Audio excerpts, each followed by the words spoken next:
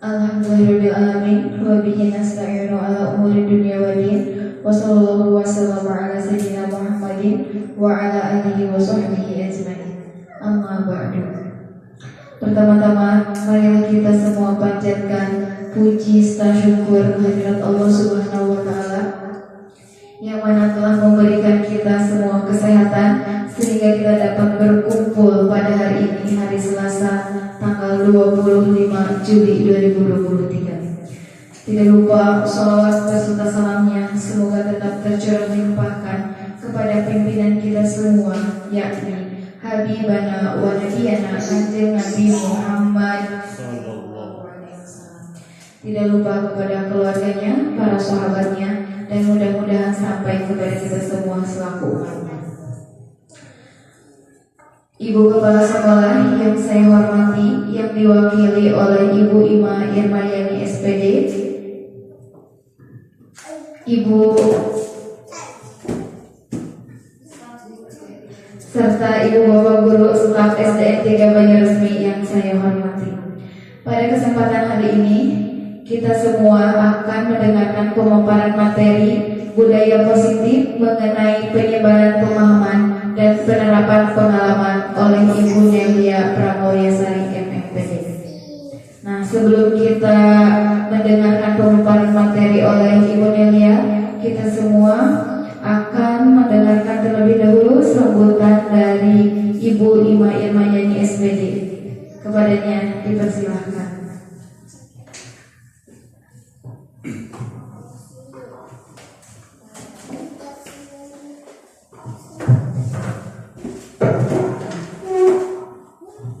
Bismillahirrahmanirrahim. Assalamualaikum warahmatullahi wabarakatuh.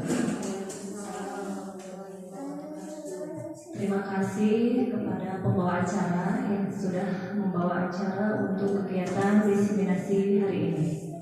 Di sini saya berdiri untuk mewakili Ibu Kepala Sekolah yang berhalangan hadir pada kesempatan kali ini. Untuk mukadimah mengikuti pada Ibu MC. Selanjutnya di sini kita akan bersama-sama mendengarkan diseminasi pemaparan budaya positif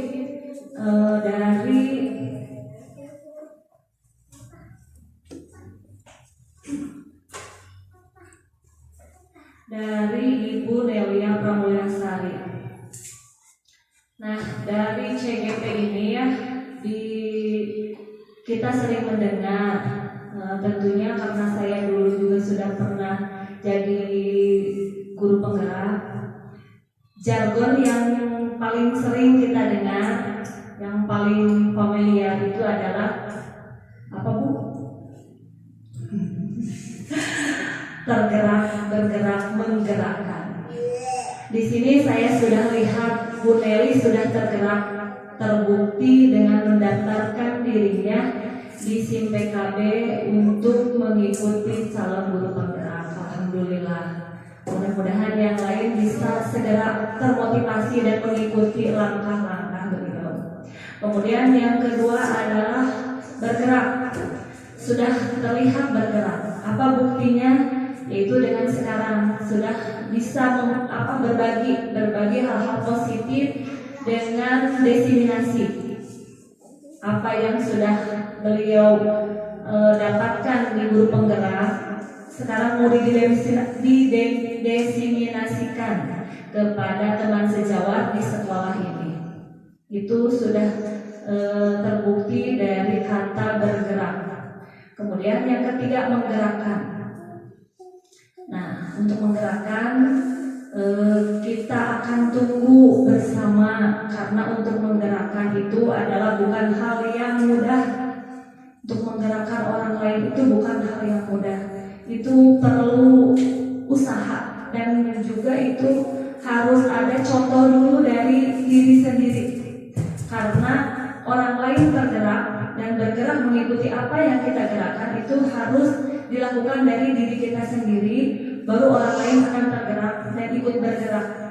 Dan akhirnya bisa berkolaborasi untuk menggerakkan apa? Sekolah ini untuk ke arah yang lebih baik.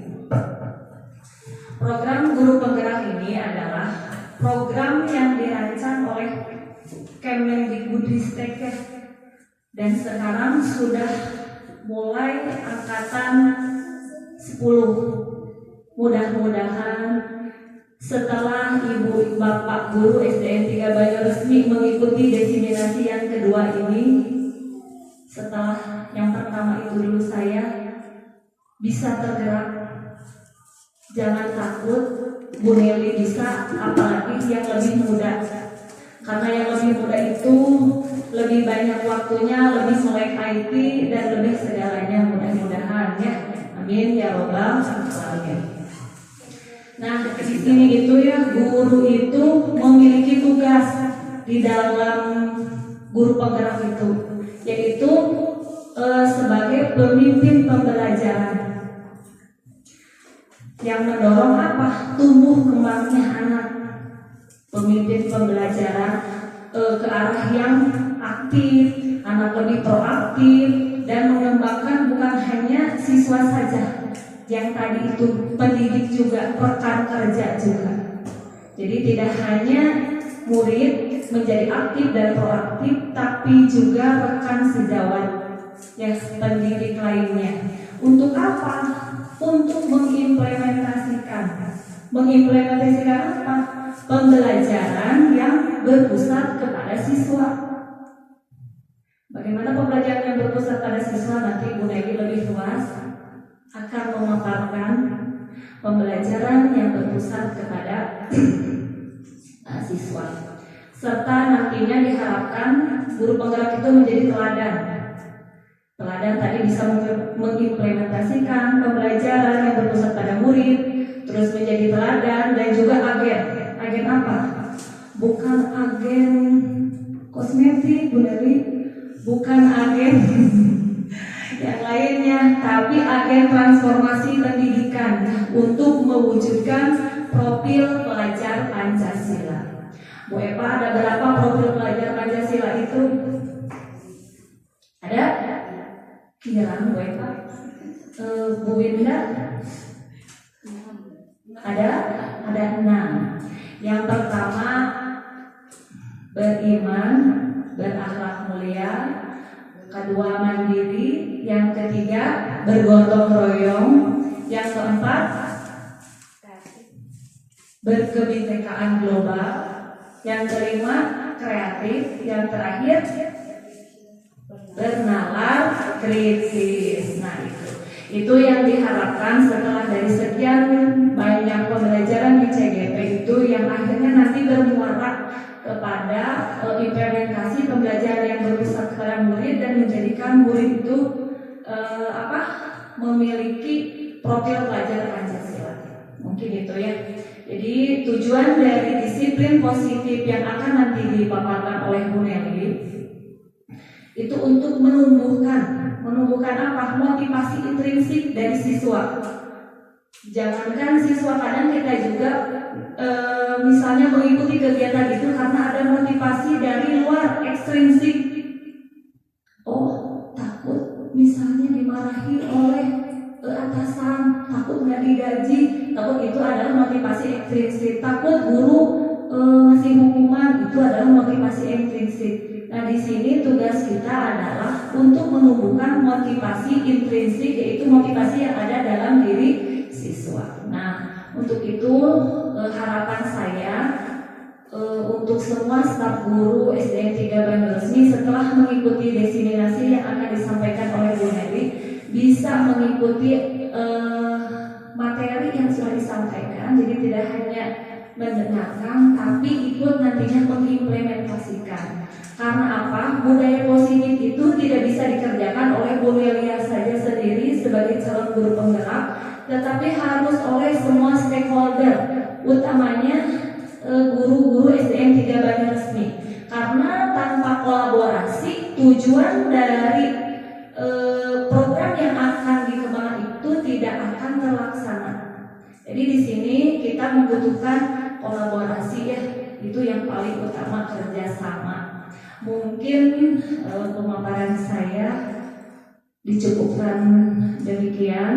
Intinya, mudah-mudahan rekan sejawat yang lainnya segera tergerak untuk mengikuti langkah positif yang sudah dilakukan oleh Bu Nelly dengan mengikuti CGP calon guru penggerak, karena di sana itu sangat banyak sekali ilmu yang bisa kita diimplementasikan di sekolah. Mungkin demikian pemaparan atau bukan pemaparan, sambutan saya sebagai wakil dari Ibu Kepala yang pada kesempatan ini tidak bisa hadir. Mohon maaf bila ada kata-kata yang kurang. Mohon maaf. Wabillahi taufiq wal hidayah. Wassalamualaikum warahmatullahi wabarakatuh. Baik, terima kasih kepada Ibu Ima Irmayani SPD yang telah mewakili Ibu Kepala Sekolah SDN 3 Banjarmasin.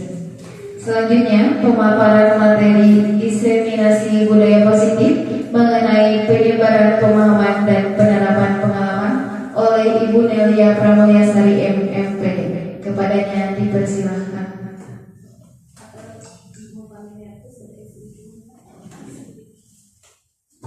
Assalamualaikum warahmatullahi wabarakatuh. Waalaikumsalam warahmatullahi wabarakatuh. Selamat siang Ibu Bapak. Ya. Masih semangat nih, udah siang, ternyata masih kita kumpul di sekolah. Udah waktunya istirahat loh.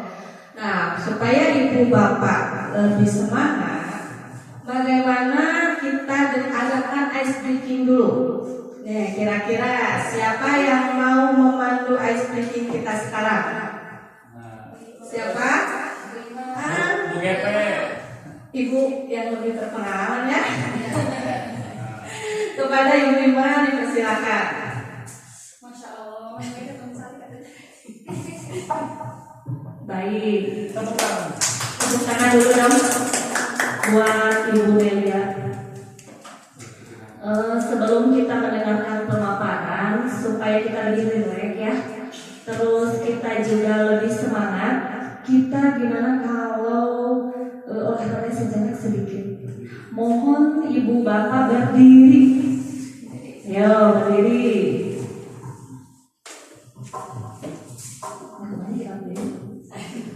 Siap? Oke. Ikuti gerakan saya ya. Oke. Satu. Penunjuk tangan. Oke. Tes. Satu ditambah satu sama dengan dua. Dua ditambah dua sama dengan empat. Ayo, empat ditambah empat sama dengan delapan. Delapan ditambah delapan sama dengan 16.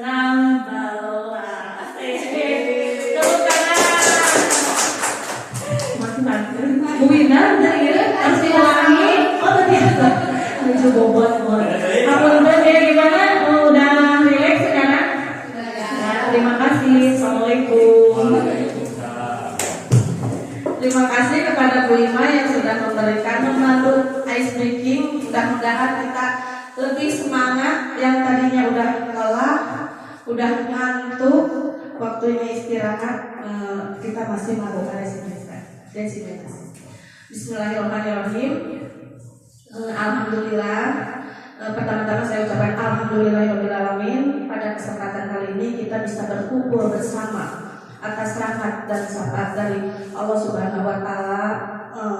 Salawat serta salam saya ucapkan juga kepada Nabi besar Muhammad sallallahu alaihi wasallam. Saya ucapkan kepada Ibu Kepala yang diwakili oleh Ibu Ima Irmayani, dan juga saya ucapkan kepada Ibu Bapak Guru yang sudah berkenan hadir di acara diseminasi budaya positif. Untuk diseminasi budaya positif ini sebetulnya ini tugas saya di pendidikan calon guru penggerak. Tapi saya harap setelah penyebaran pemahaman dari pemaparan pengalaman budaya positif ini, selain untuk tugas saya, kedepannya saya bisa memberikan budaya positif juga untuk sekolah ini, untuk rekan-rekan ini, supaya bisa mendapatkan sekolah impian kita, sekolah yang kita harapkan selama ini. Amin ya, mudah-mudahan bisa memberikan penyebaran positif juga untuk teman-teman. Nah, mungkin di sini saya hanya membacakan ya, mudah-mudahan bermanfaat juga ya.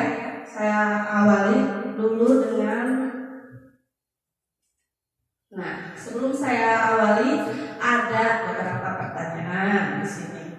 Apakah Bapak atau Ibu setuju bila pemberian hukuman dapat mendisiplinkan siswa? Tidak. Ada yang setuju? Kedua, pemberian hadiah dapat meningkatkan prestasi siswa? Tidak juga. Tapi kemarin dibagi hadiah ya. Ada yang bisa, ada yang enggak. Kita simpan dulu ya jawabannya. Yang ketiga, guru harus mampu memberikan solusi untuk siswa yang bermasalah. Setuju atau tidak? Setuju. Dan yang keempat, guru berperan sebagai seorang teman bagi siswa. Ibu setuju? Setuju? Tidak. Bu Puji, apakah dengan guru berperan sebagai seorang teman bagi siswa, Ibu setuju? Peran kita itu seolah-olah menjadi teman untuk siswa. Ibu tidak, ini setuju. Mungkin jawaban yang barusan 4 itu kita simpan dulu. Nanti setelah saya berusaha memaparkan, Ibu dan Bapak akan bisa mendapatkan jawabannya. Nah, lanjut ini. Nah, di sini saya akan berusaha memaparkan tentang ada 8 ya paradigma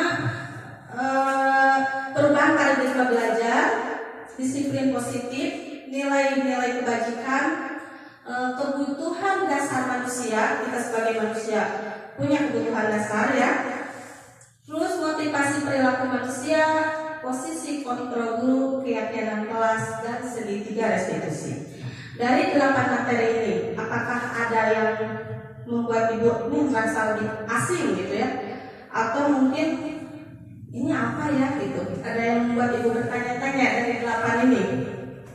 Kira-kira yang lebih semuanya. Kira-kira nih dari 8 itu yang membuat Ibu nih asa aneh gitu ya, asing. Segitiga restitusi. Untuk segitiga restitusi dan keyakinan kelas. Ini kebetulan ya awal tahun pelajaran. Apakah Ibu di kelas sudah membuat keyakinan kelas?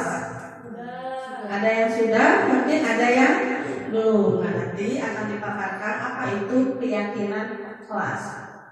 Nah, yang pertama saya memaparkan pembelajaran dengan paradigma baru.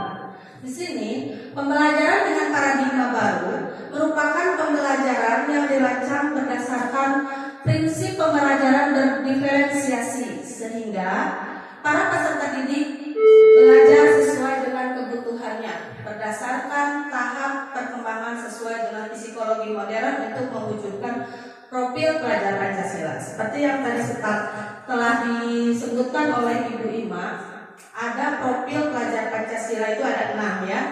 Ada beriman, bertakwa kepada Tuhan Yang Maha Esa dan berakhlak mulia. Kita berharap bahwa anak didik kita bisa menjadi orang yang berakhlak mulia. Buat apa ya kita mempunyai siswa yang pintar, bernalar kritis, kreatif, tapi anak didik kita itu tidak berakhlak mulia. Mungkin itu sayang ya, gitu. Yang kedua, berkebinekaan global. Maksud di sini berkebinekaan global, kita berharap dengan perkembangan zaman sekarang, anak didik kita tidak melupakan kultur atau budaya kita, tapi di balik itu juga mereka menerima budaya yang baru tanpa harus melupakan budaya atau kultur Indonesia ya. Ketiga, bergotong royong. Itu mungkin udah semboyan atau kebiasaan warga kita ya, bergotong royong. Kita berusaha mendidik, membiasakan anak didik kita untuk selalu bergotong royong. Ketiga, keempat, kreatif, bernalar kritis dan mandiri. Nah, apa yang berubah dari paradigma belajar di kita selama ini? Mungkin dulu kita selalu berusaha pembelajaran itu berpusat pada guru. Anak selalu mengikuti apa yang guru mau. Tapi perubahan sekarang, paradigma sekarang mengubah pembelajaran itu berpusat pada siswa. Ya. Kedua, menghargai perbedaan dan karakteristik siswa. Setiap anak itu berbeda, setiap anak itu unik, punya karakter masing-masing. Kita tidak bisa mensamakan, apalagi kita sampai membanding-bandingkan satu anak dengan anak yang lain. Jadi kita harus menghargai perbedaan itu. Jangan karena anak ini misalnya nakal, kita seolah membedakan dari teman-temannya yang lain. Kadang kita tanpa sadar juga kita merasa nih anak udah kesel kita. Justru anak yang berbeda itu harus kita rangkul ya. Nah, ketiga, menciptakan pembelajaran yang menarik dan menyenangkan. Mungkin saya juga masih belajar, masih berusaha supaya saya bisa menciptakan pembelajaran yang menarik dan menyenangkan untuk anak, supaya selama pembelajaran anak tidak merasa bosan. Atau mungkin karena bosan lama-lama anak udah gak peduli gitu ya. Makanya saya akan sedang berusaha membuat pembelajaran yang menarik dan menyenangkan. Yang keempat, menyadari bahwa guru bukan satu-satunya sumber belajar. Betul ya, guru itu bukan sumber satu-satunya sumber belajar. Dengan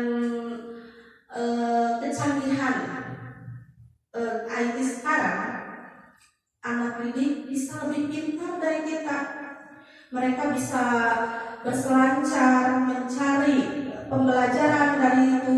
Seperti hari kemarin waktu belajar di rumah ya, waktu COVID, kita merasa terbantu dengan pembelajaran itu. Anak-anak bisa mencari sumber belajar lain selain dari kita karena keterbatasan tidak ada pertemuan itu ya, tatap muka.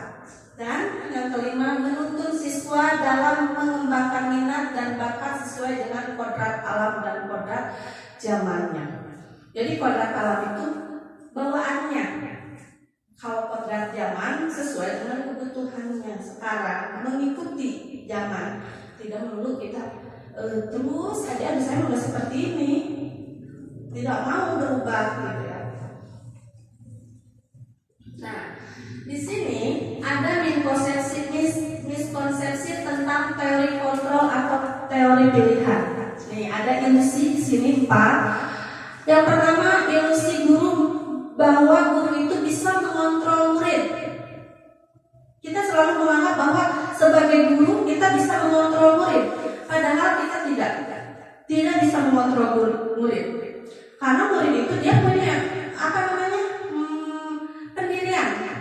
Kalau kita berusaha mengontrol murid, mungkin di depan kita murid itu merasa dia padahal di belakang mah ngabelelan. Coba si ibu ini terus mengontrol saya gitu ya. Tidak bisa, kita itu merupakan ilusi ya. Kedua, ilusi bahwa mengkritik dan membuat rasa bersalah mampu menguatkan karakter.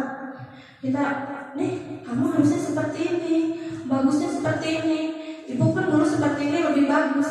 Nah, tidak bisa bahwa kritik bisa membuat karena untuk kritik itu dan merasa membuat rasa bersalah itu tidak bisa mampu menguatkan karakter. Yang ada ketika kita membuat rasa bersalah kepada siswa, anak menjadi minder, gitu ya, tidak bisa. Kadang begini, ayolah nak, bantu ibu, kamu jangan nakal terus.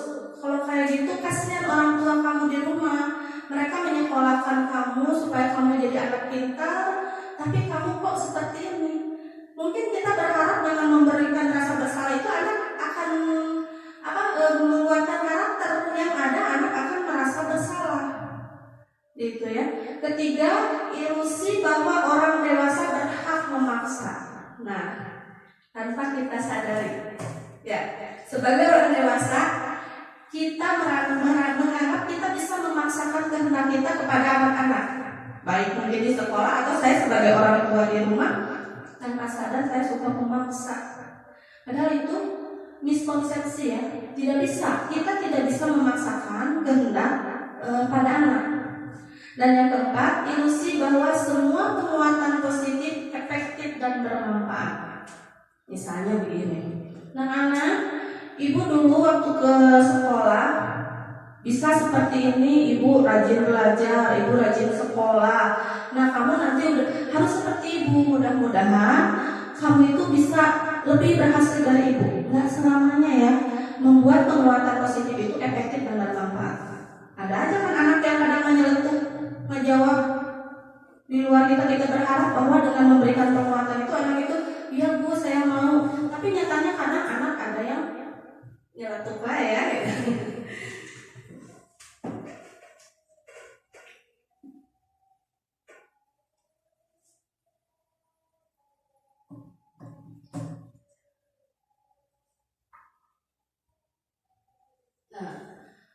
Mengubah paradigma stimulus respon ke pendekatan teori kontrol. Menurut stimulus respon, di sini ada realitas atau kebutuhan kita itu sama. Padahal menurut teori kontrol bahwa realitas atau kebutuhan kita itu berbeda. Itu berbeda ya, tidak sama. Terus semua orang melihat hal yang sama. Menurut teori kontrol bahwa setiap orang memiliki gambaran berbeda. Dan mungkin di sini saya lebih tertarik sini. Kita selalu berusaha mencoba mengubah orang agar berpandangan sama terhadap kita. Kita kadang berusaha mencoba orang lain itu berpandangan sama dengan kita. Misalnya ngolok, terus kasih tadi penguatan itu ya. Tapi nyatanya menurut teori kontrol, kita itu harus berusaha memahami pandangan bahwa orang lain kita berusaha memahami pandangan orang lain itu tentang dunia. Jadi tidak semua orang itu berpandangan sama dengan kita ya. Nah, terus di sini menurut stimulus respon, orang lain bisa mengontrol kita. Sementara menurut teori kontrol, hanya Anda atau hanya saya yang bisa mengontrol diri saya. Orang lain tidak akan bisa mengontrol saya kalau kita tidak membukakan pintu. Kita tidak memberikan kesempatan untuk orang lain mengontrol kita. Betul ya? Orang mau bahasa Sundanya mengolok, sataker kebek ngolok, tapi hati kita sudah tidak memberikan kesempatan, tidak membuka pintu. Jadi tidak bisa orang itu mengontrol kita. Hanya diri kita yang bisa mengontrol kita.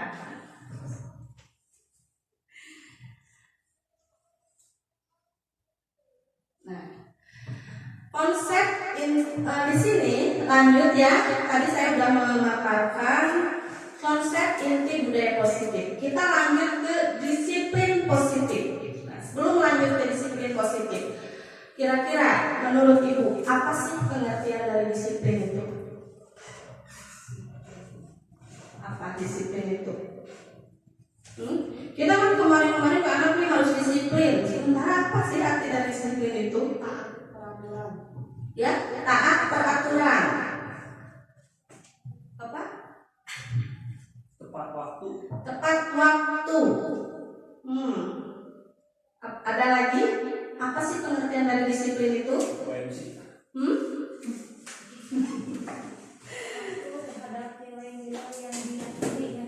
Ya, patuh terhadap nilai-nilai yang diyakini atau dipercaya. Nah, disiplin. Jadi disiplin itu berasal dari kata disiplina yang berarti belajar.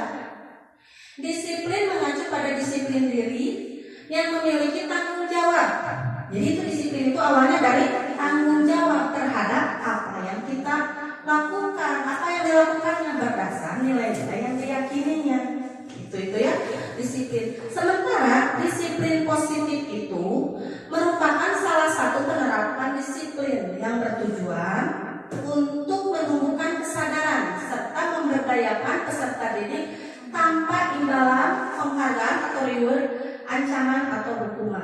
Jadi ketika seseorang sudah disiplin, dia itu tidak melihat yang namanya ada ancaman atau reward. Saya melakukannya karena tanggung jawab saya.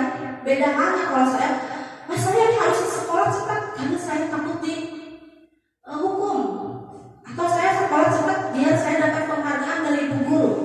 Nah, itu kalau di sini kan memberdayakan peserta didik tanpa ada imbalan. Jadi awalnya dari harus ada rasa tanggung jawab. Nah, sebagai pendidik, tujuan kita adalah menciptakan peserta didik yang memiliki disiplin diri sehingga mereka berperilaku mengacu kepada nilai-nilai kebajikan universal dan memiliki motivasi intrinsik dalam perubahan perilaku ke arah yang lebih baik. Jadi motivasi intrinsik itu motivasi yang datang dari dirinya sendiri, bukan karena takut apa tadi? Takut hukuman atau ancaman atau supaya mendapat imbalan. Nah, itu namanya motivasinya apa? Ekstrinsik. Nah, kalau budaya positif itu, disiplin positif itu datangnya dari motivasi intrinsik atau dari dalam diri. Lanjut ke yang ketiga, nilai-nilai kebajikan. Nilai-nilai kebajikan itu adalah nilai yang disepakati bersama lepas dari suku, bangsa, agama, atau bahasa maupun latar belakang. Jadi di sini nilai-nilai kebajikan itu yang saya ambil di sini dari profil pelajar Pancasila, terus dari apa yang bacanya itu Ibro Primary, Ibro Primary News Toleransi, jadi ingat ke murid si Ibro gitu ya. Dan yang ketiga keterampilan hidup atau life skill. Nah, di sini contoh-contoh nilai kebajikan untuk institusi atau organisasi, semuanya itu tentang apa yang namanya tadi disiplin positif, kebajikan yang bagus. Di sini seperti dalam profil pelajar Pancasila, kita mengharapkan bahwa murid kita itu bertakwa dan beriman kepada Tuhan Yang Maha Esa. Terus dan juga berakhlak mulia, berkebinekaan tunggal, berkebinekaan global, gotong royong, mandiri, kreatif, dan bernalar kritis. Pintar ibu ya bacanya, sama seperti saya. Coba ulangi Bu Eva, profil pelajar Pancasila tanpa melihat slide. Aku adalah orang yang Maha Esa dan berakhlak mulia. Kebinekaan global, gotong royong, mandiri, kreatif, dan bernalar. Tepuk tangan buat Bu Eva bisa menyebutkan profil pelajar Pancasila. Ada nyanyi profil pelajar Pancasila? Lupa lagi, nanti belajar lagi sama Ibu Ima. Nah, keempat, kebutuhan dasar manusia. Nah, sebagai manusia kita memiliki kebutuhan dasar, di mana kebutuhan dasar manusia adalah segala sesuatu yang kita lakukan untuk mendapatkan apa yang kita inginkan. Seluruh tindakan yang kita lakukan memiliki tujuan tertentu, dan semua usaha terbaik yang kita lakukan adalah dalam rangka agar kebutuhan dasar kita terpenuhi dengan baik. Nah, yang Ibu ketahui, coba kebutuhan dasar manusia itu kira-kira apa saja? Kebutuhan psikologis, cinta. Salah ngeon. Coba kebutuhan dasar manusia apa saja yang kita aja sebagai manusia tanpa melihat dulu ke sini, kira-kira kebutuhan kita itu apa sebagai manusia? Kesenangan, kita nanti senang-senang ya. Kebahagiaan. Tadi kata Ibu Imas, cinta ya. Nah, kita lihat. Nah, kebutuhan dasar manusia itu ada 5. Bertahan hidup, kasih sayang dan rasa diterima dari cinta ya, kasih sayang, penguasaan, kebebasan, dan kesenangan. Ada 5 tuh, kesenangan juga ternyata betul masuk ke kebutuhan dasar manusia. Di sini untuk bertahan hidup, salah satu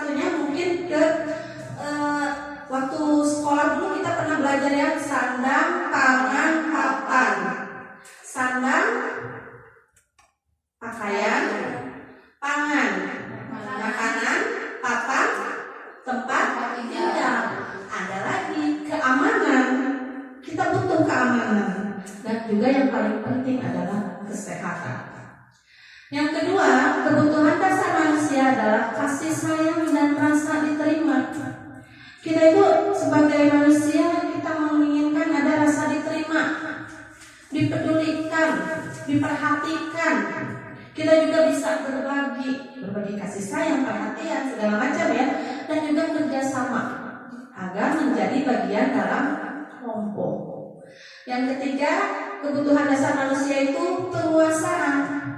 Penguasaan itu termasuk ke harga diri, terus keinginan untuk dianggap. Kadang kita merasa ya kita ingin dianggap.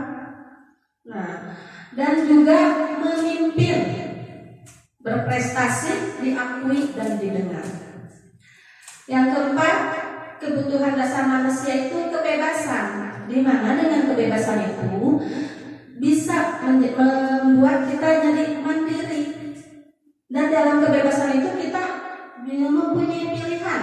Kita bebas memilih, mencoba hal baru, dan mampu mengendalikan arah diri kita, sehingga kita tidak dikontrol terus orang-orang lain. Ya. Yang kelima, kesenangan. Nah, untuk kesenangan itu butuh juga kita ya. Kita bisa bermain, humor, tertawa, tidak terus saja kita bekerja ya. Ada kebutuhan dasar kita itu kesenangan. Nah, di sini ada kasus Bu Linda ya, ini bukan Bu Linda, maaf. Maaf. Bu Linda adalah guru kelas 5 di SD Angkasa. Sedang menghadapi ulah salah satu muridnya bernama Andi.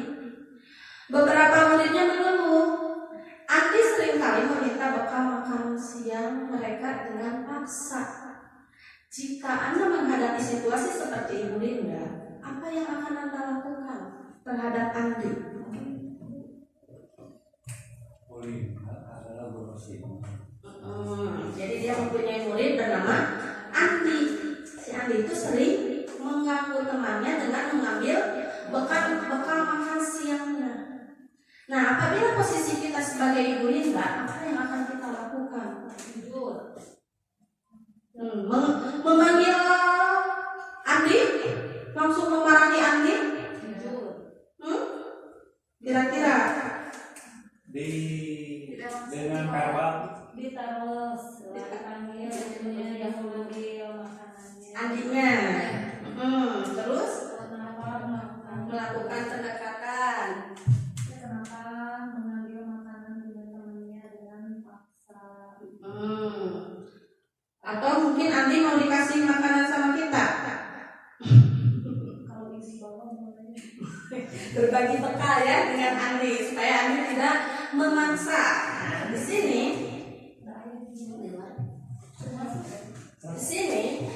mungkin solusi untuk Bu Linda, kalau posisi kita sebagai Bu Linda, kita melihat ke tadi kebutuhan dasar manusia. Kita tanya Andinya, sebaiknya Ibu Linda mencari tahu alasan Andi melakukan hal tersebut agar tahu kebutuhan apa yang ingin dipenuhi oleh Andi. Bisa saja Andi menjawab gini, Andi lapar Bu, karena orang tua tidak membawakan bekal. Jadi Andi membawa makanan teman-temannya. Jadi kebutuhan dasar Andi adalah bertahan hidup supaya dia tidak kelaparan. Atau Andi juga bisa menjawab ini, teman Andi jadi memperhatikan Andi. Kalau Andi melakukan semua itu, dia itu merasa diperhatikan oleh teman-temannya. Jadi kebutuhan dasarnya Andi itu dia butuh kasih sayang dan rasa diterima. Kalau Andi bisa menjawab begini, Bu, saya merasa hebat kalau teman-teman mengikuti keinginan saya. Jadi dia itu merasa punya power, atau dia merasa mempunyai penguasaan. Dia mempunyai power ketika teman-temannya mengikuti keinginannya, teman-temannya memberikan bekalnya. Dia membutuhkan penguasaan. Atau dia juga bisa menjawab begini, Bu, Andi bosan Bu, orang tua kok tiap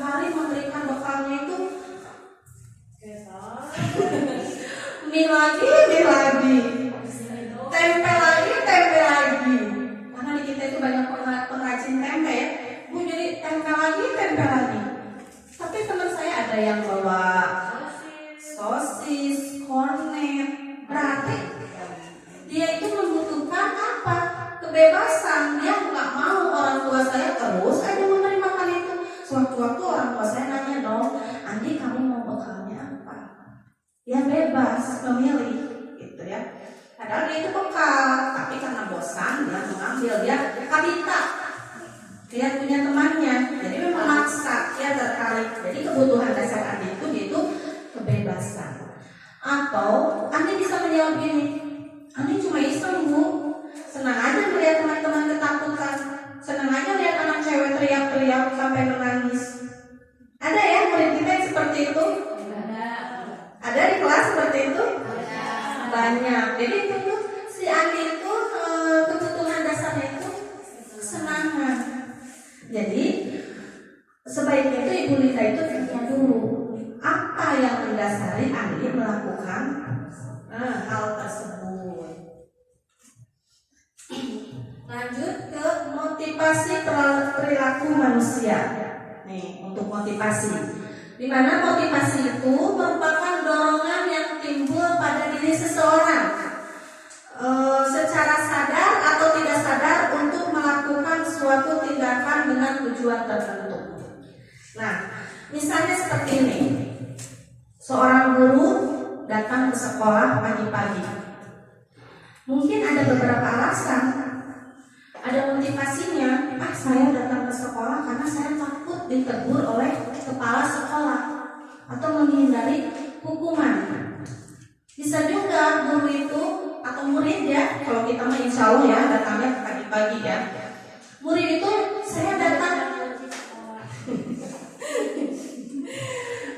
murid itu datang pagi-pagi untuk mendapatkan penghargaan atau reward dari guru atau teman-teman. Kamu hebat kata guru itu. Kamu hebat pagi-pagi sudah datang. Nah itu motivasinya itu ada untuk menghindari hukuman, ada juga untuk mendapatkan penghargaan, atau yang ketiga dia datang ke sekolah tapi karena ingin menghargai dirinya sendiri dengan nilai-nilai yang mereka percaya sebagai bentuk tanggung jawab. Nah dari motivasi ini tadi ada ketidaknyamanan atau hukuman, ada juga imbalan, itu datangnya dari luar atau motivasi ekstrinsik. Tapi ketika dia mempunyai rasa tanggung jawab, ingin menghargai dirinya sendiri tanpa ada paksaan, tanpa ingin mendapatkan reward, berarti dia itu mempunyai motivasi dari dirinya sendiri atau motivasi intrinsik. Nah mudah-mudahan kita yang bisa melakukan segala sesuatu itu karena motivasi intrinsik ya. Kesadaran diri sendiri sebagai bentuk tanggung jawab. Nih lanjut ya, di sini ada yang namanya hukuman, penghargaan, konsekuensi, dan restitusi. Di sini saya akan memaparkan beberapa perbedaan antara hukuman, penghargaan, konsekuensi, dan restitusi. Nah, hukuman itu biasanya datangnya tidak terencana atau tiba-tiba. Misalnya begini, saya lagi jalan kaki, tiba-tiba ada anak yang lari, nubruk saya sampai laptop jatuh tanpa sadar. Tanpa sadar, tanpa terencana, saya marah, lalu memberikan hukuman. Kamu gak sopan, jalan gak lihat-lihat, sampai nubruk ibu. Push up kamu. Tanpa kontrol ya, tiba-tiba kita memberikan hukuman. Dan dengan hukuman itu bisa menyebabkan murid ketakutan. Setiap ketemu kita, padahal kita nggak ngapa-ngapain, dia takut karena kita pernah menghukumnya. Jadi sebaiknya kita menghindari ya yang namanya hukuman. Hukuman itu bisa berupa fisik atau psikis. Fisik seperti tadi yang saya contohkan, menyuruh anak push up. Atau psikis ketika anak tidak mengerjakan PR atau tanpa tiba-tiba kita, dasar kamu bodoh, masa begini saja tidak bisa. Mudah-mudahan kita tidak seperti ini ya. Kalau dulu sih saya waktu ketika jadi murid pernah, tapi bukan saya sih yang diperlakukan seperti itu. Tapi sampai saya takut juga ketika ketemu guru itu. Saya takut dikata-katain seperti itu. Makanya dengan hukuman itu kadang kita merasa terpaksa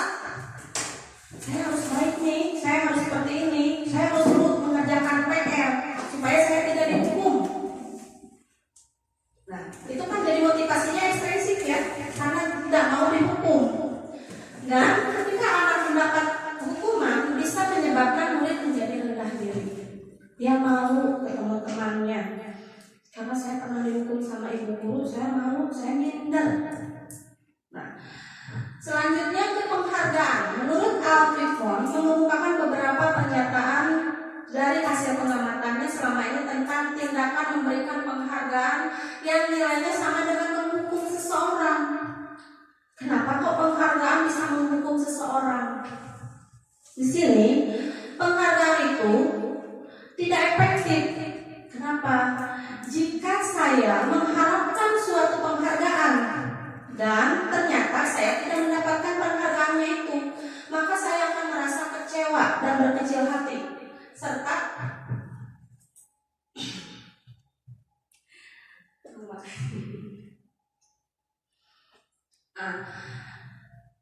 penghargaan itu tidak efektif jika saya mengharapkan suatu penghargaan.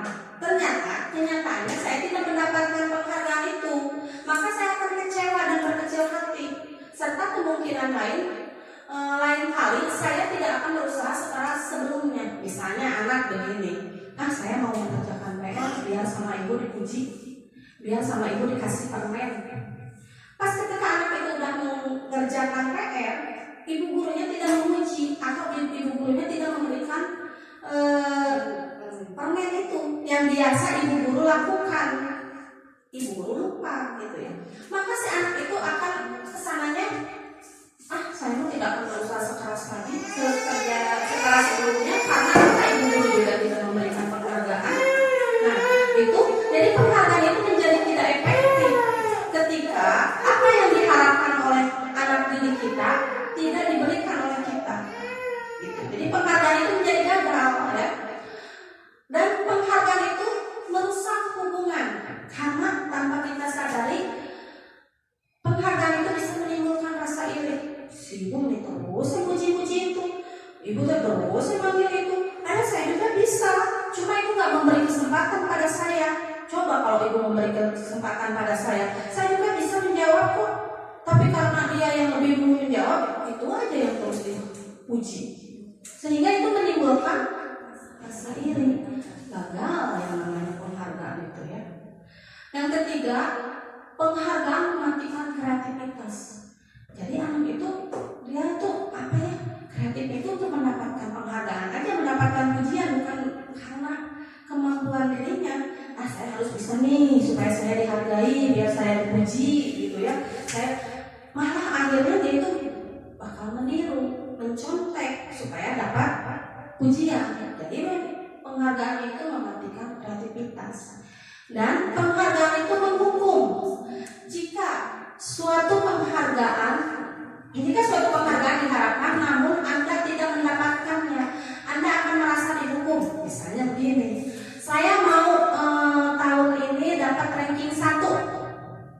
Ternyata pas dibagi rapor anak itu ranking 2. Padahal itu ranking itu udah penghargaan, tapi bagi anak itu suatu hukuman karena bukan itu yang dia inginkan. Tapi nyatanya dia dapat ranking 2. Si penghargaan itu malah menghukum bagi dia ya, karena tidak sesuai dengan harapannya. Dan yang kelima, penghargaan itu merampas motivasi dari dalam diri. Maksudnya di sini, jika kita memberikan penghargaan kepada seorang anak pada saat dia sedang merasa bangga dengan pencapaian dirinya, maka akan merasa mengambil kegembiraannya yang saat itu sedang dirasakan secara alamiah. Misalnya begini, kita memberikan tugas kepada anak, tapi kita tidak memberikan jadi anak itu mencari sendiri. Sampai misalnya anak itu bisa mengerjakan suatu soal atau anak itu bisa membaca dengan sendirinya. Anak kan merasa bangga, saya nggak dibimbing sama ibu guru, saya bisa mengerjakan ini loh. Dia tuh udah bahagia, dia tuh udah mendapatkan penghargaan terhadap dirinya. Lalu kita sebagai gurunya begini, hebat kamu, ternyata kamu bisa loh. Yang tadinya dia sedang mengungkapkan kegembiraannya karena dia bisa mengerjakan sendiri, merasa terampas oleh penghargaan kita. Ada yang namanya konsekuensi. Konsekuensi itu terencana atau disepakati sebagai aturan. Seperti mungkin kemarin di sini ibu ibu-ibu udah ada yang membuat keyakinan kelas. Ketika kita membuat keyakinan kelas, sebelumnya kita udah menyebutkan dulu konsekuensinya, gitu ya, dan disepakati bersama, tidak tiba-tiba, gitu. Misalnya ketika anak tidak mengerjakan PR, konsekuensinya nanti anak akan diberikan tambahan soal, dan konsekuensi itu tidak asal, itu harus ada sangkut pautnya dengan apa yang telah anak langgar, gitu ya. Dan konsekuensi itu murid tetap tapi dengan adanya konsekuensi itu murid tetap dibuat tidak nyaman. Saya lupa nih tidak mengerjakan PR, si ibu malah nambah, gini aja saya tidak mengerjakan karena saya tidak mampu, kok malah ditambah lagi. Tetap anak tidak nyaman walaupun sebelumnya udah ada konsekuensinya, gitu. Dan sikap guru selalu memonitor murid. Ingat nih, kalau ada yang tidak mengerjakan PR, ingat nanti sama ibu akan diapakan, gitu kan? Kalau ada yang tidak menjalankan tiket kelas, berarti nanti sama ibu atau menurut keyakinan kelas bakal bagaimana.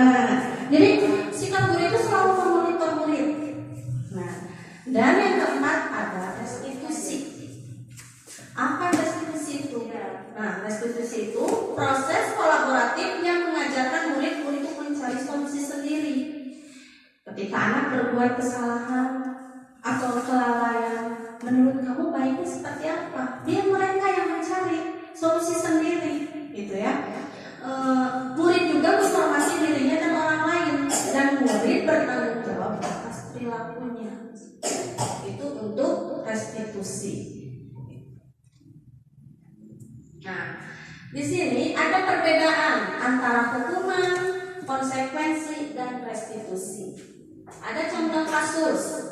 Kasusnya, siswa sering tidak mengerjakan PR.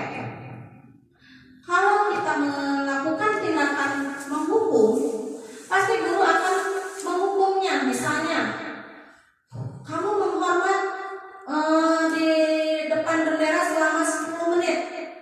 Padahal kan kesalahannya itu siswa tidak mengerjakan PR, tapi gurunya memberikan hukuman yang tidak ada sangkut pautnya dengan PR-nya itu.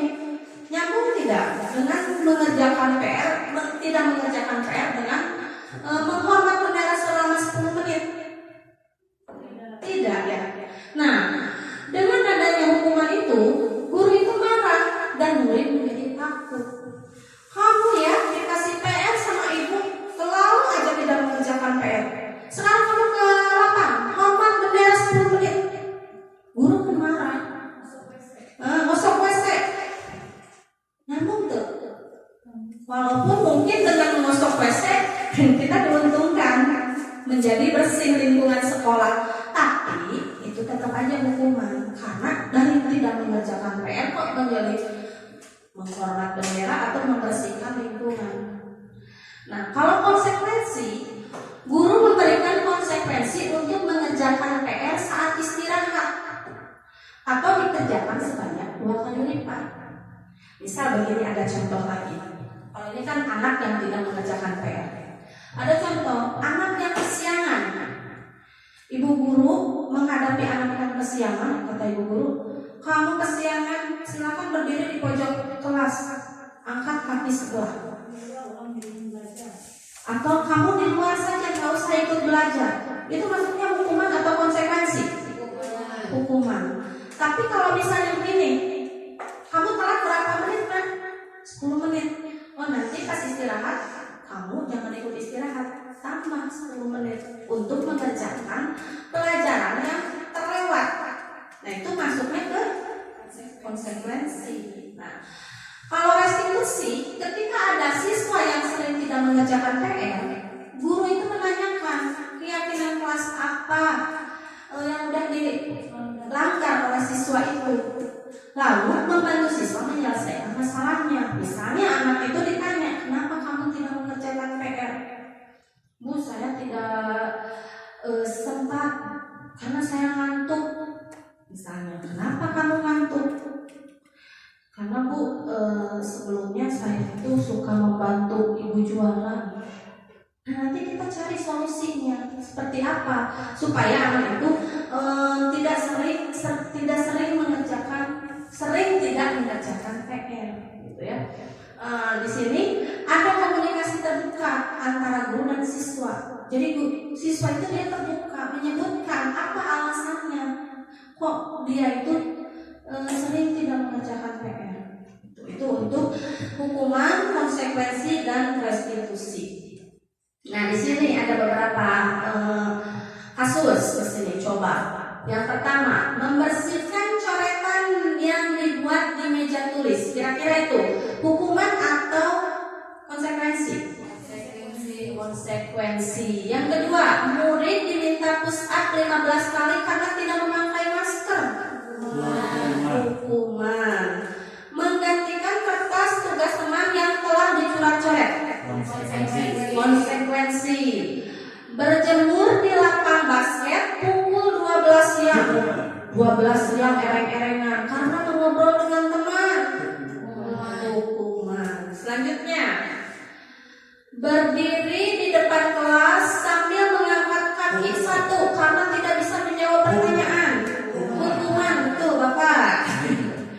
Dan yang terakhir, membersihkan tumpahan air di meja tulis karena tersenggol pada saat konsekuensi. Simpan jawaban tadi. Coba kita lihat sama. Disimpannya dalam hati. Nah, betul ya. Yang pertama itu konsekuensi karena dia itu telah melakukan kesalahan mencoret-coret di meja tulis. Ya konsekuensinya bersihkan gitu. Kalau yang kedua, murid diminta push up karena tidak memakai masker. Betul, tidak melakukan semua itu. Apakah dengan di push up tiba-tiba maskernya jadi ada? Tidak ya. Jadi itu masuknya ke hukuman. Kalau seperti ini konsekuensi, dia itu menggantikan kertas tugas temannya yang telah dicoret-coretnya. Ketika dia telah mencoret-coret kertas temannya, dia harus menggantinya karena itu dia sudah melakukan kesalahan. Konsekuensinya harus menggantinya. Nah, selanjutnya 5 posisi kontrol guru. 5 posisi kontrol guru. Kira-kira menurut ibu sudah masuk ke penghukum, pembuat merasa bersalah, sebagai teman, pemantau, atau manajer? Manajer. Kira-kira yang baik itu guru yang jadi apa? Saya mau penghukum aja, soalnya banyak anak yang nggak ngerjain PR, kalau dianggap baik-baik malah melunjak gitu kan ya. Nah, kalau Bu Eva sudah menjadi guru yang bagaimana? Atau mau menjadi guru yang bagaimana? Pemantau. Kalau tidak CCTV atau CCTV, jadi ibu CCTV nanti mana-mana. Kadang sebagai teman. Kadang sebagai teman. Atau kadang pemantau. Kadang-kadang. Kalau Muji ada kalanya menjadi teman atau pemantau juga. Jadi ibu CCTV ya. Ada kalanya. Oh, ibu ada kalanya. Bapak Firman jadi bapak apa? semuanya? Bapak semuanya. Mas? Bapak semuanya ada ya? Bapak semuanya ada. Kalau Ibu Mas? saya bisa menjadi teman bagi siswa, saya bisa menjadi manajer bagi siswa, dan saya bisa menjadi Ibu saya bisa. Ibu saya bisa. Multi talentan. Multi talenta. Kita simak video di sini. Nah, apa perbedaan antara guru yang tadi ya yang 5? Nanti ya.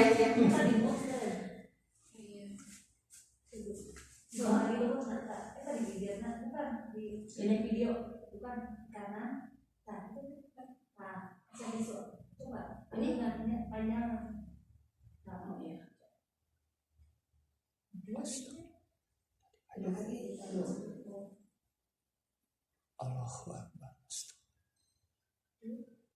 Keluar. Ya, bukan nama itu ya, Pak. Mungkin jadi saya itu Ini coba kita simak, ada bervideo. Apa perbedaan antara guru yang tadi ya? Coba lihat. Bagi anak-anak, silakan PR yang kemarin ibu berikan diletakkan di meja. Anton, kamu sudah mengerjakan belum? Belum mengerjakan saya, Bu. Kamu selalu ya mengerjain PR. Sekarang kamu duduk di depan, lalu tulis. Saya berjanji tidak akan mengulangi lagi. Saya berjanji akan berusaha menjadi murid yang rajin belajar sampai pelajaran saya selesai. Itu guru apa ya? Kira-kira. Pagi Yang kedua. anak-anak. Hari ini ada tugas ya. Ada yang belum mengerjakan? Anton, kamu sudah mengerjakan? Belum, Pak. Kamu nggak ngerjain tugas ya? Kamu mau jadi apa nanti? Kamu niat sekolah nggak sih? Coba bayangkan orang tuamu betapa kecewanya sama kamu. Kamu itu sudah kelas 5, harusnya bertanggung jawab sama Kira-kira diri ini sendiri. posisi kontrol apa gurunya ya? Membuat saya bersalah. Membuat merasa bersalah. Nah, ini yang ketiga. Ya udah, nanti jangan diulangi lagi ya. Kalau kamu rajin, ibu senang lihatnya. Ya, lain kali tepat waktu ya masuknya. Tas dulu dong. Kita kan perlu. Nah, ini sebagai apa? Sebagai teman. Apa ya? Ternyata saya tidak apa-apa ya. Ketika melakukan Kamu kesalahan. nggak pakai baju olahraga? Bapak catat kamu sudah 3 kali loh nggak ikut olahraga bulan ini. Iya, Pak. Sudah 3 kali berarti saya dapat sanksi, Pak. Nah, ada hitungan-hitungan ya berapa kali bahkan apa? Berarti guru apa itu? Bu, saya belum tugas. Maaf ya, Bu. Saya terlambat mengumpulkan tugas. Kenapa kamu terlambat mengumpulkan tugas? Iya, Bu. Saya kalau sore bantuin ibu jaga warung. Nggak sempat ngerjain tugas. Kira-kira nih, apa yang bisa kamu perbaiki supaya kamu bisa mengerjakan tugas tepat waktu? Coba, kapan biasanya kamu membantu ibu jualan? Sini ditanyakan ya Jangan apa sampai alasannya. malam, Bagaimana kalau kamu membuat jadwal? Kapan kamu akan mengerjakan tugas? Oh gitu ya, Bu. Saya coba deh, Bu. Terima kasih, Bu. Nah, yang terakhir itu maksudnya posisi kontrol apa? Manajer. Nah, tadi ada 5 posisi kontrol guru. Ada penghukum, ada pembuat merasa bersalah, sebagai teman, sebagai pemantau, dan sebagai manajer. Kita lihat di sini, ketika guru melakukan sebagai penghukum, kecil ya, tidak kelihatan. Kalau sebagai penghukum, guru itu akan berbuat apa? Dia itu menghardik, menunjuk-nunjuk, menyakiti dan menyindir. Itu secara refleks gitu ya, menghukum itu, dia itu menghardik atau menunjuk-nunjuk. Lalu guru akan berkata begini, kalau kamu tidak melakukan ini, awas ya, rasakan. Nah, ada ancaman ya sebagai penghukum itu, dan hasilnya itu akan Bisa diperbesar. hasilnya itu bisa menyebabkan anak itu sebagai pemberontak, lalu menyalahkan orang lain, dan supaya dia tidak dihukum, dia akan menjadi seorang pembohong. Nah, kaitannya apa? Murid itu akan berkata begini kalau sering dihukum, biarkan saja, nanti juga pasti marah-marah lagi. Udah biasa dimarahin sama si ibu, gitu ya. Dan dampak pada muridnya itu, dia itu akan mengulangi kesalahannya. Kalau kita sebagai pembuat orang merasa bersalah, guru itu akan berceramah, mengatakan seharusnya kamu seperti ini. Bapak kecewa dengan kamu. Nah, dan guru akan berkata seperti begini, kamu ya seharusnya kamu sudah tahu ibu telah ibu lelah sekali mengatakan, ibu stres kalau kamu seperti itu terus. Jadi itu anak itu akan merasa bersalah ketika dia melanggar gitu ya. Dan hasilnya itu anak itu akan menyembunyikan, dia itu akan menyangkal dan akan berbohong. Nah, kaitan dan murid juga akan selalu mengatakan, maafkan saya bu, saya tidak akan mengulanginya lagi. Dan murid juga akan merasa rendah diri karena dia itu merasa bersalah. Nah, apabila kita melakukan sebagai guru penghukum atau pembuat merasa bersalah, itu posisi kontrol itu kita menjadi identitas gagal.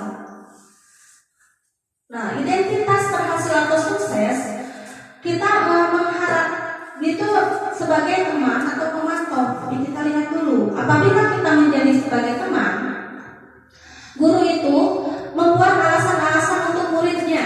Misalnya begini, guru berkata, ayolah lakukan demi ibu, jangan sampai karena kamu seperti itu, ibu bapak ditegur sama kepala sekolah.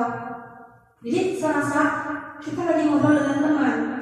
Dan kalau seperti itu membuat siswa itu akan ketergantungan. Kalau nggak dibantu sama ibu guru atau bapak guru, dia itu nggak akan bisa, nggak akan mampu karena dia itu kecewa karena itu tergantung. Si ibu kok kali ini nyuekeun abdi nggak membantu saya, dia itu kecewa gitu ya. Dan murid itu meletakkan gurunya sebagai orang yang sangat penting di dunia. Jadi segala pun juga itu ngikutin guru. Kata si ibu juga gini, ibu saya seperti ini, kan suka gitu ya, anak tanpa sadar selalu bilang, dan si ibu juga seperti ini, saya mau jadi ibu seperti itu. Nah, ke anaknya, anak berkata seperti ini, saya pikir bapak ibu guru itu teman saya, ternyata begitu. Ketika kita tidak mengikuti keinginannya, anak kecewa, maka murid akan berhenti, dan dampaknya murid itu akan lemah dan tidak mandiri, selalu bergantung kepada gurunya. Kalau guru yang pemantau, tadi seperti contoh, dia itu menghitung dan mengukur sudah berapa kali kamu melakukan kesalahan. Kalau terus melakukan kesalahan, maka kamu akan seperti apa?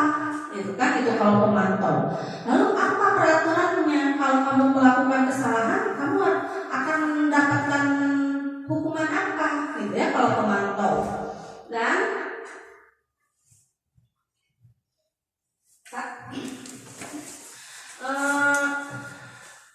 di sini muridnya itu dampaknya maka akan menitik beratkan pada sanksi atau hadiah untuk dirinya. Kalau kita melakukan sebagai guru posisinya pemantau, maka murid kita akan segala sesuatunya itu untuk mendapatkan hadiah atau menghindari hukuman. Nah, kalau untuk posisi yang terakhir, yaitu sebagai manajer, nah, guru itu berbuat dengan cara mengajukan pertanyaan-pertanyaan seperti apa yang kita yakini, gitu kan? Apa yang bisa kamu kerjakan untuk memperbaiki masalah ini? Dan itu menguatkan pribadi peserta didik. Nah, terus nantinya dampaknya pada murid, dia bisa mengevaluasi diri, bagaimana cara memperbaiki dirinya.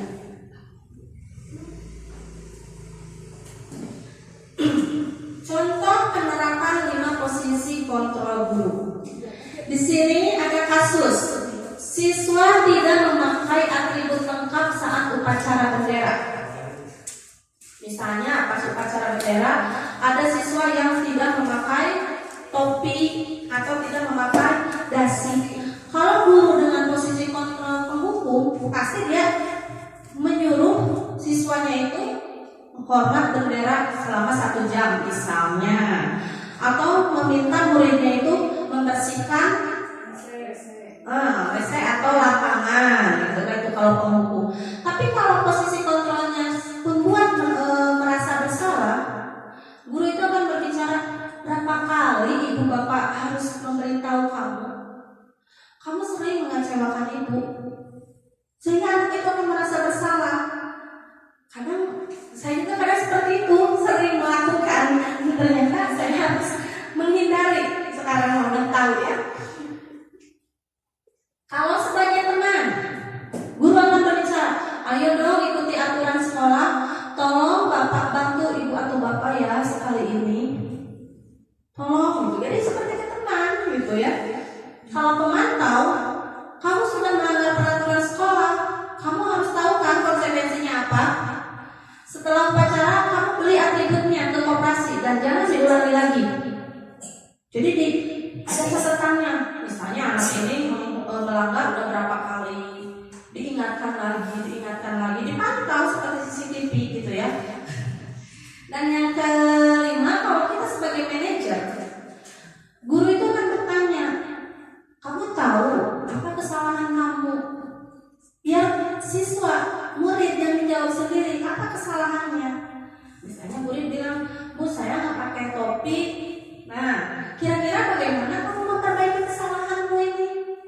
Biarlah anak yang mencari solusi sendiri sesuai dengan kesanggupannya. Misalnya anak bisa saja menjawab, maaf Bu saya tidak akan mengulangi lagi. Insya Allah minggu depan saya sudah memakai, saya akan meminta orang tua saya membeli. Atau ketika lupa saya akan meminta ibu untuk mengingatkan, meminta mamahnya gitu ya. Itu kalau posisi sebagai manajer. Nah di sini ada beberapa ini. Posisi kontrol, apakah aku apabila berkata, ayolah lakukan demi ibu bapak ya. Sebagai apa Bu? Sebagai teman. Kalau apa rencanamu untuk menyelesaikan masalah ini? Ya, betul, manajer. Kalau kamu tidak akan mendapatkan nilai jika kamu tidak mengerjakan tugas.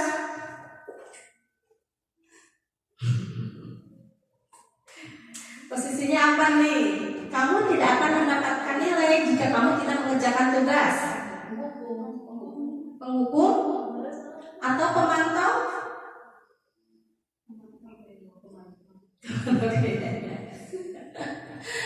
Nah, mudah-mudahan setelah kita belajar tentang posisi kontrol guru, kita bisa melakukannya yang terbaik untuk anak didik kita. Bahwa misalnya saya sebagai penghukum, ternyata ke anak akan bertampak seperti ini. Nah, ada baiknya kita sedikit demi sedikit merubah menjadi posisi kontrol sebagai manajer. Lanjut ke keyakinan kelas. Tadi sebelumnya saya sudah bertanya kepada ibu bapak, apakah di kelasnya sudah membuat keyakinan kelas? Sudah? Ada yang sudah? Ada juga mungkin yang masih bingung atau masih berusaha tapi belum difixkan ya. Nah, kenapa harus keyakinan kelas bukan peraturan kelas saja? Padahal selama ini kita taunya tata tertib, taunya peraturan, tapi kok sekarang harus keyakinan kelas? Nah, di sini saya akan memaparkan contoh seperti ini. Mengapa kita punya peraturan tentang penggunaan helm pada saat mengendarai kendaraan roda 2 atau motor? Kalau mengikuti peraturan, kita memakai motor karena takut ditilang. Kita memakai motor karena takut polisi. Atau begini, saya mah tujuannya dekat, nggak usah lah pakai helm dan nggak ada polisi.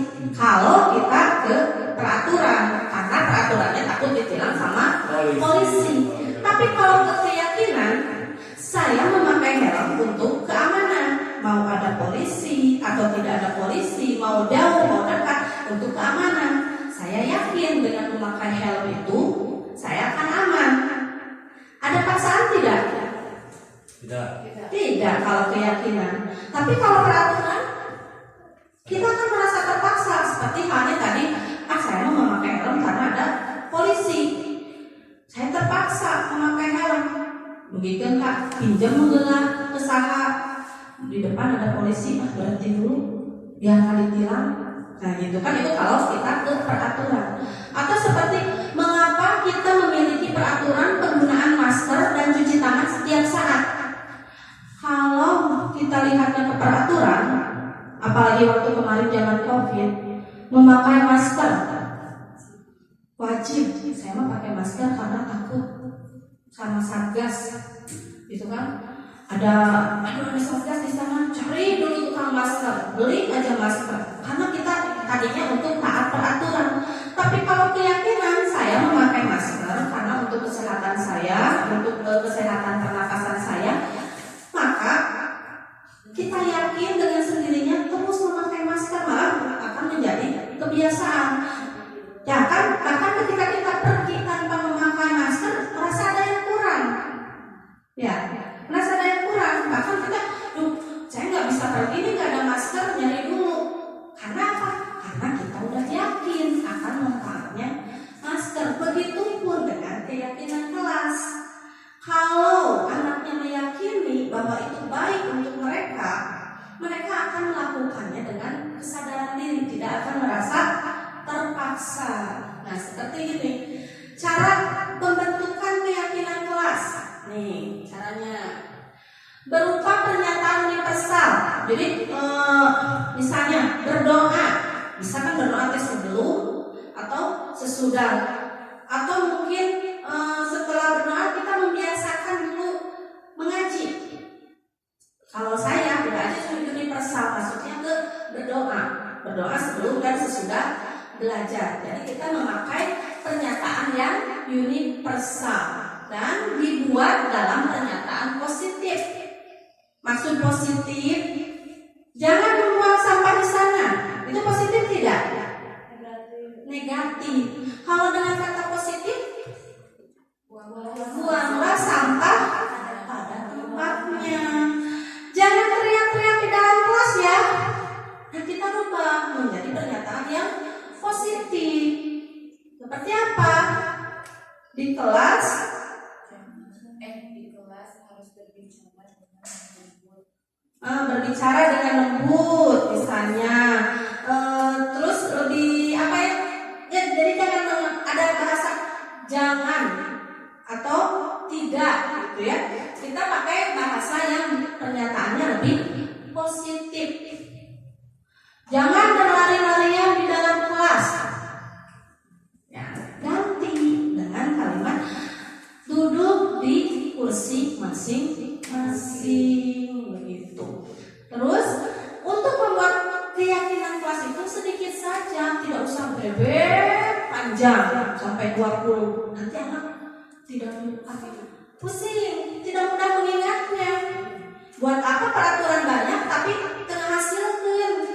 Mendingan sedikit, anak mudah ingat dan anak mudah mengaplikasikannya, mudah diingat.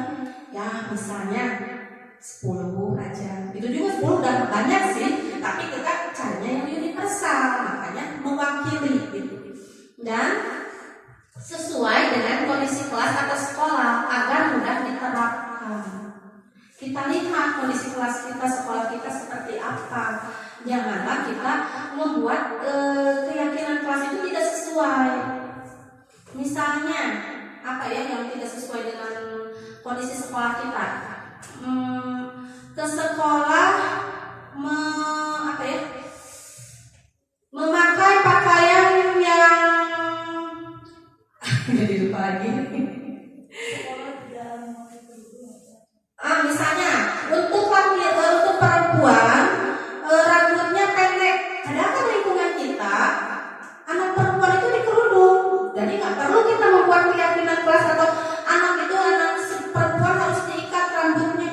Mau diikat atau tidak diikat atau mau rambut panjang, sebetulnya itu tidak sesuai dengan kondisi sekolah kita. Karena di sekolah kita itu hampir 100% anak perempuannya itu dikerudung gitu. Dan semua warga kelas itu dilibatkan dalam membuat keyakinan kelas. Semua ikut. Ini anak-anak, kita membuat keyakinan kelas. Coba, apa yang kamu yakini? Kamu tulis di kertas. Apa yang mau kamu tulis bebas, silakan. Gitu. Keyakinannya seperti apa? Supaya kelasnya menjadi lebih nyaman. Ya, ya, menjadi kelas impian. Nah, itu kita ke yang segitiga restitusi. Apa sih segitiga restitusi itu? Tadi sudah disebutkan sebelumnya restitusi ya, tapi ada sekarang segitiga restitusi. Segitiga restitusi adalah suatu proses yang dijalankan oleh guru agar dapat menghasilkan murid yang mandiri dan bertanggung jawab. Dalam segitiga restitusi ada 3 tahapan, yaitu tahapan pertama menstabilkan identitas, lanjut ke validasi tindakan yang salah dan menanyakan keyakinan. Misalnya seperti ini, menstabilkan identitas. Menstabilkan identitas itu berdasarkan prinsip membuat kesalahan adalah bagian dari proses pembelajaran. Jadi kita bilang ke anak, berbuat salah itu wajar. Semua orang pasti pernah melakukan kesalahan. Atau ibu atau bapak juga pernah melakukan semua itu. Atau kamu berhak merasa seperti itu.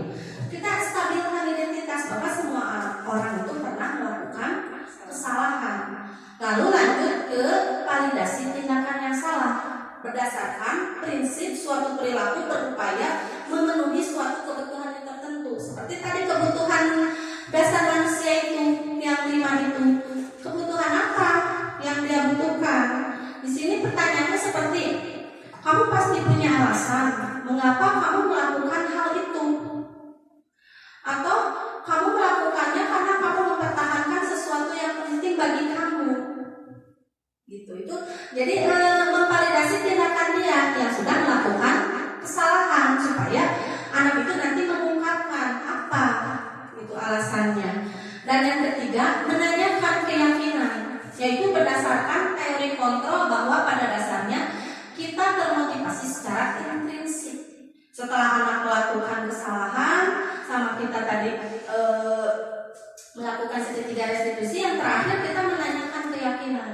Seperti misalnya, apa nilai-nilai umum yang telah kita sepakati? Terus apa bayangan kita ke depannya tentang kelas ideal? Terus kamu mau jadi anak seperti apa? Atau bisa juga ke depannya kamu mau seperti apa?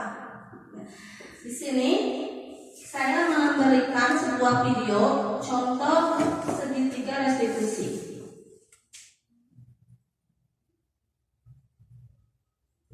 Kenapa hari ini ada di sini?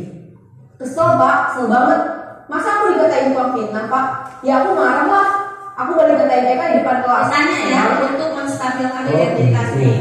Ya pasti kamu marah dan kesal. Nah, ini menstabilkan identitas. Akan marah apabila ada yang menuduh bapak seperti itu.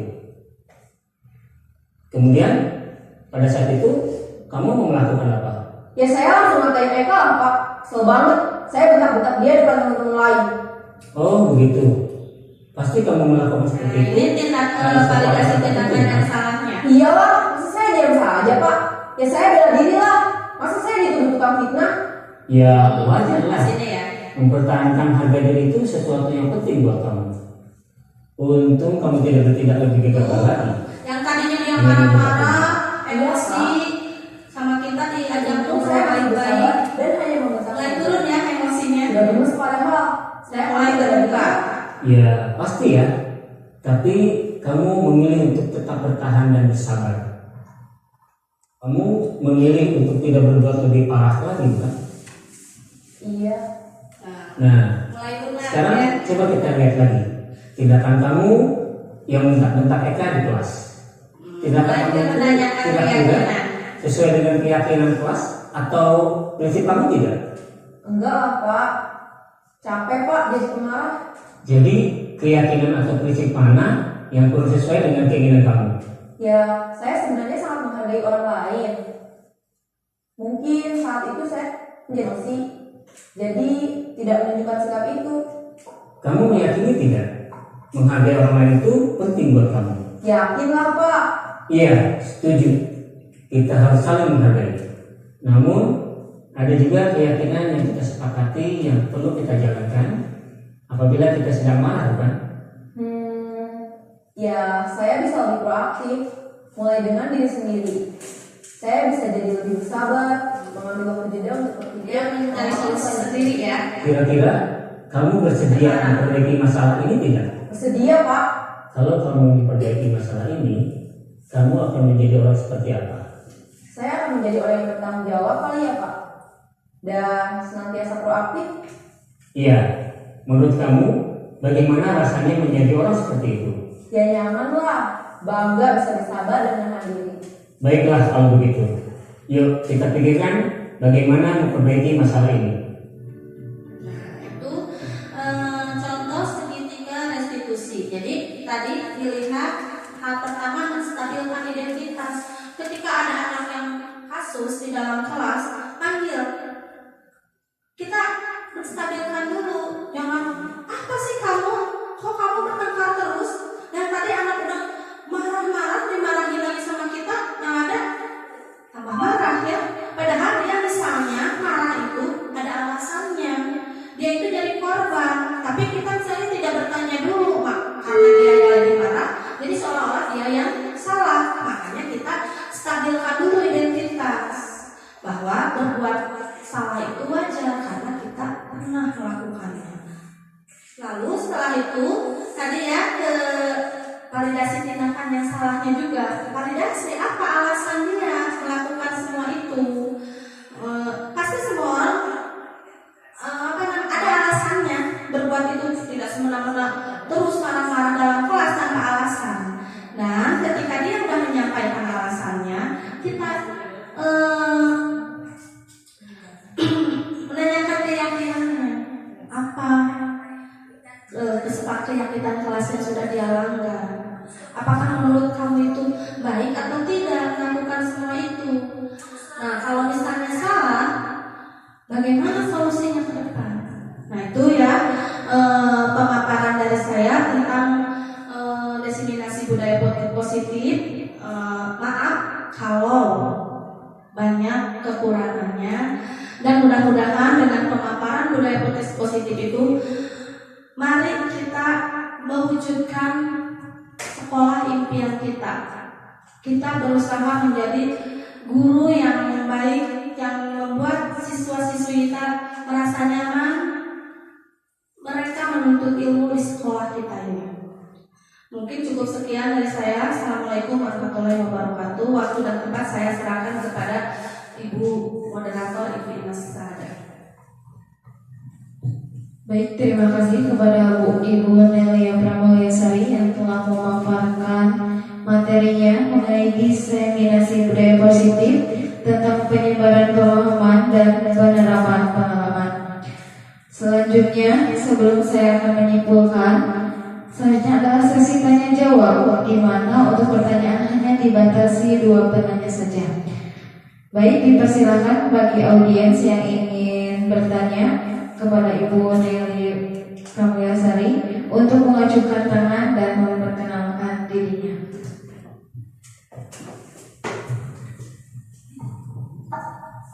Terima kasih atas kesempatannya. Yang ingin saya tanyakan dari pemaparan Ibu tadi ya, saya tertarik pada keyakinan kelas yang tadi Ibu bilang yang kita buat tiap tahun awal tahun ajaran baru. Dan di sini setiap kelas itu diharapkan membuat keyakinan kelas yang nantinya bisa diyakini oleh setiap siswa tadi ya, supaya anak bisa memimpikan kelas yang dia impikan. Namun yang ingin saya tanyakan, bagaimana dengan kelas 1, cara membuat keyakinan kelasnya, karena kelas 1 itu belum seluruhnya bisa membaca. Mungkin kalau mengungkapkan dia bisa, tapi nanti kalau si keyakinan kelasnya itu ditempel pakai sticky note itu kan dia belum bisa menulis banyak. Bagaimana untuk permasalahan kelas 1 tersebut? Demikian pertanyaan dari saya. Terima kasih. Assalamualaikum warahmatullahi wabarakatuh. Langsung saja ya, aku lupa. Pertanyaannya, bagaimana cara membuat keyakinan kelas di kelas 1, karena pada dasarnya kelas 1 belum sepenuhnya bisa membaca. Seperti itu Bu. Di sini untuk membuat keyakinan kelas untuk kelas 1, mungkin anak itu bisa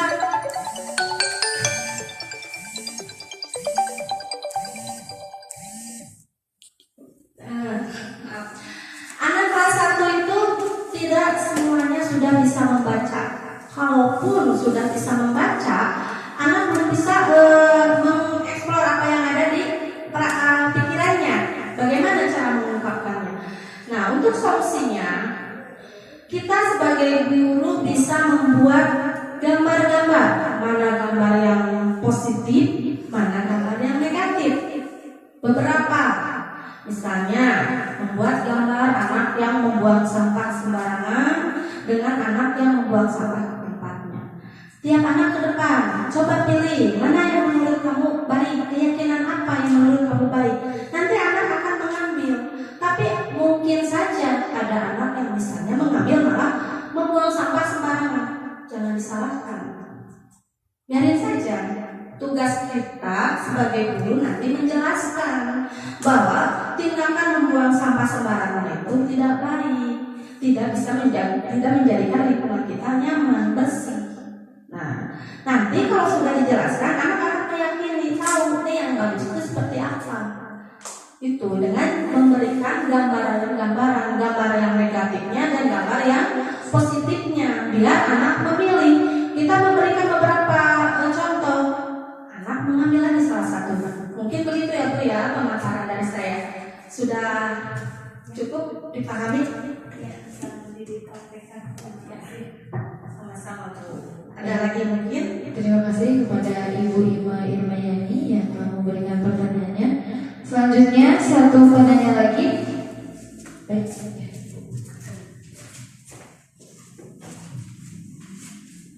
Terima kasih atas kesempatan yang diberikan. Saya adalah guru mata pelajaran di sekolah. Kebetulan di sekolah yang suka membuat keyakinan kelas itu adalah guru kelas. Yang saya tanyakan, saya sebagai guru mata pelajaran, khususnya pelajaran agama Islam, boleh tidak membuat keyakinan kelas atau cukup mengikuti yang sudah ada, yang sudah dibuat oleh guru kelas? Terima kasih. Terima kasih kepada Ibu Linda yang kebetulan Ibu Linda mendapatkan tugas sebagai guru pendidikan agama Islam atau guru bidang studi. Pertanyaannya mungkin, apakah sebagai guru bidang studi boleh atau bisa membuat keyakinan kelas? Boleh-boleh saja Bu. Kita lihat di keyakinan kelas yang sudah dibuat oleh guru kelasnya itu sudah mewakili atau belum. Ternyata ada yang belum mewakili. Misalnya Ibu cara mengumpulkan tugas, Ibu buat keyakinan kelas untuk diyakini oleh murid-murid Ibu. Mungkin untuk tiap tingkatannya beda. Keyakinan kelas untuk kelas 1 dengan keyakinan kelas untuk kelas 6, Ibu bisa membuat sendiri atau bukan membuat. Ibu bisa mendiskusikan dengan anak-anak sesuai dengan kebutuhannya, sesuai dengan keyakinan anak-anak. Seperti tadi contohnya, cara misalnya mengumpulkan tugas, cara pembelajaran selama dengan Ibu. Nah, itu cukup mungkin Ibu? Ya, alhamdulillah. Silakan Ibu moderator. Baik, terima kasih kepada Ibu Linda yang telah memberikan pertanyaan. Sudah cukup ya Ibu? Alhamdulillah, kita semua sudah berada di penghujung acara. Bisa saya simpulkan mengenai diseminasi budaya positif dengan tema penyebaran pemahaman dan penerapan pengalaman bahwa budaya positif tidak bisa dilakukan oleh sendiri, melainkan membutuhkan kolaborasi dari segala arah. Terlebih dari itu, semoga dengan adanya budaya positif ini, program budaya positif ini, kita semua bisa melaksanakan di sekolah kita khususnya untuk bisa mewujudkan siswa yang memiliki profil pelajar Pancasila serta kita semua memiliki sekolah impian. Mungkin itu saja yang bisa disimpulkan mengenai acara diseminasi budaya positif ini.